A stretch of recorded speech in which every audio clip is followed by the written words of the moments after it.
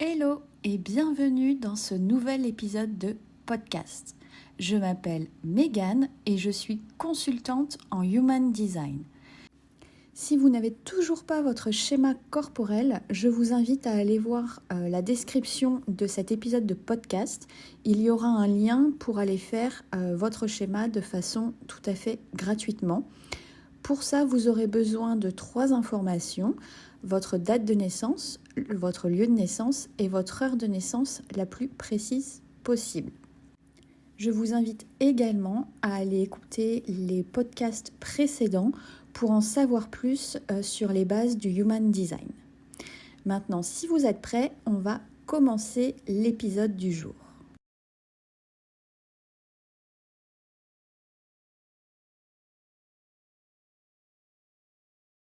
Aujourd'hui, on va parler d'un sujet qui, je pense, touche presque tout le monde, la productivité. Si vous vous sentez parfois épuisé, frustré ou même coupable de ne pas en faire assez, alors cet épisode est fait pour vous. On va explorer un mythe qui est très répandu, celui qui dit que pour réussir, il faut être productif, H24, au même rythme que tout le monde. Mais voilà, ce mythe, il ne tient pas la route. Pourquoi ? Parce que la productivité, elle n'est tout simplement pas universelle. Elle dépend de votre énergie naturelle, de votre rythme unique. Et c'est là que le Human Design entre en jeu. Aujourd'hui, je vais vous montrer comment respecter votre type énergétique peut venir transformer votre façon de travailler et de vivre. Mais tout d'abord, qu'est-ce que le mythe de la productivité ? Le mythe de la productivité, c'est cette idée qu'il faut être constamment occupé pour réussir. On le voit bien dans notre société, elle valorise les longues heures de travail, la constance et le fait de toujours en faire plus. Mais cette approche, elle ne fonctionne pas pour tout le monde. Elle finit même par épuiser ceux qui n'ont pas un accès illimité à l'énergie. Prenons un exemple concret. Combien de fois avez-vous entendu des phrases comme « il faut travailler dur pour réussir » ou alors « si tu veux être performant, il faut se lever à 5 heures du matin comme Elon Musk ». Alors ok, si lui il a l'énergie pour le faire, tant mieux pour lui, mais peut-être que vous n'êtes pas conçu pour vous lever tous les matins à 5 heures. Ces croyances ignorent que chacun a une énergie différente. Et si vous essayez de suivre ces règles sans tenir compte de votre propre fonctionnement, le risque, c'est de se sentir épuisé, stressé, en décalage constant. Le Human Design, il vient nous enseigner que notre énergie, elle est unique et qu'il existe une façon de vivre et de travailler qui nous correspond profondément. Alors, comment venir adapter votre productivité à votre Human Design ? Commençons par les bases, le type énergétique. Il y a 5 types énergétiques dans le Human Design. Les manifestors, les générateurs, les manifesting générateurs, les projecteurs et les réflecteurs. Chaque type a une façon unique de gérer son énergie et sa productivité.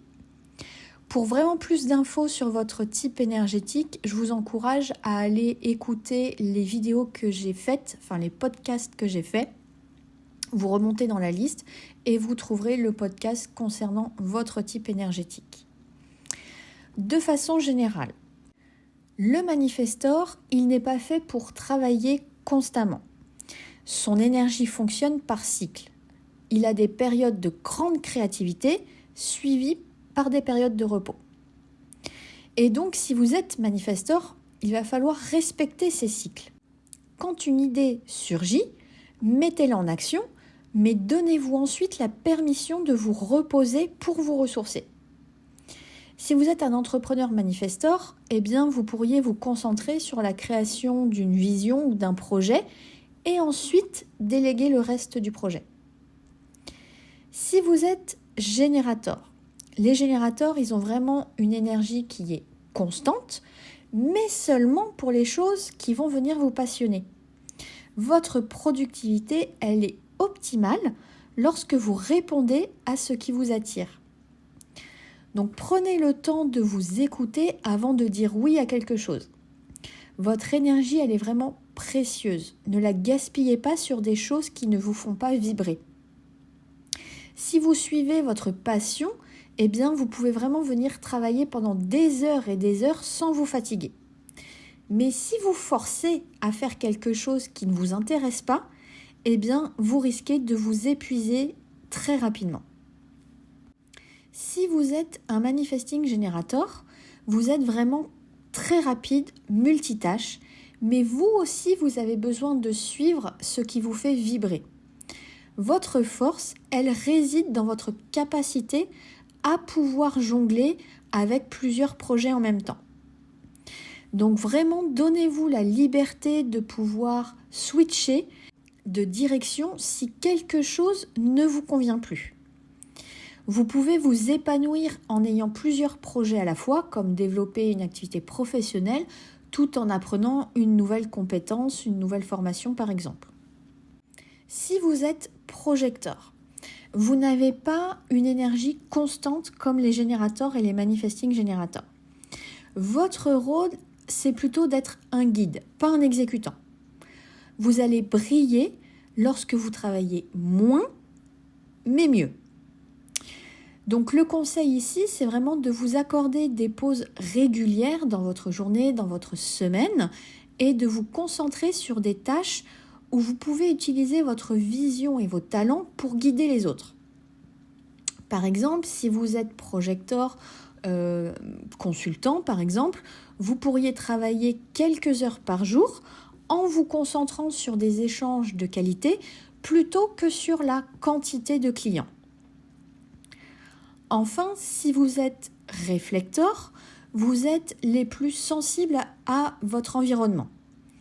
Votre énergie, elle varie en fonction des cycles lunaires et des personnes qui vous entourent. Donc vraiment, le conseil que je pourrais vous donner, eh bien, c'est de prendre le temps d'observer avant d'agir. Votre rythme naturel, il est peut-être un peu plus lent que les autres et c'est tout à fait OK. Par exemple, vous pourriez planifier vos tâches importantes lors des phases lunaires où vous vous sentez le plus énergétique. Donc du coup, quels sont les bénéfices concrets de respecter votre type énergétique? Tout d'abord, vous avez plus d'énergie et moins de fatigue.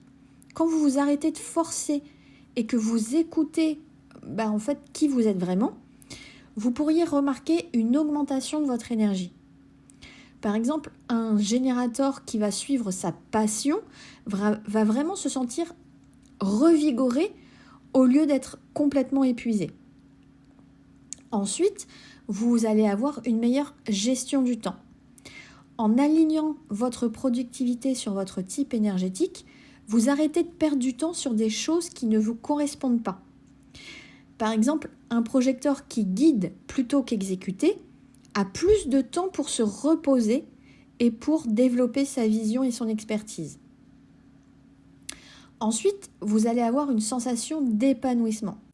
Quand vous respectez qui vous êtes vraiment, vous vous sentez aligné avec vous-même et du coup, vous travaillez en harmonie avec votre énergie naturelle et ça va se refléter dans tout ce que vous faites. Un réflecteur, par exemple, qui écoute ses cycles lunaires, il peut prendre des décisions qui vont résonner vraiment profondément avec ses besoins. Et le dernier bénéfice, c'est moins de comparaison et plus de confiance. Vous allez arrêter de vous comparer aux autres parce que vous allez enfin comprendre votre façon de fonctionner. La façon de fonctionner des autres n'est pas votre façon de fonctionner. Par exemple, un manifesteur qui va venir respecter ses cycles créatifs, du coup, il va arrêter de culpabiliser pour pas forcément travailler de façon constante comme la société voudrait qu'on travaille d'une façon générale. Donc du coup, en conclusion, respecter votre type énergétique, c'est vous donner la permission d'être vous-même et ça sans pression extérieure. Si vraiment vous vous sentez décalé dans votre façon de travailler ou de vivre, commencez par explorer votre type, votre stratégie et votre autorité. Et souvenez-vous, la productivité, ce n'est pas faire plus, mais faire mieux en respectant votre énergie. Si cet épisode vous a plu, je vous encourage à liker, partager, commenter. Et moi, je vous souhaite une très belle journée et je vous dis à très vite dans un nouvel épisode de podcast.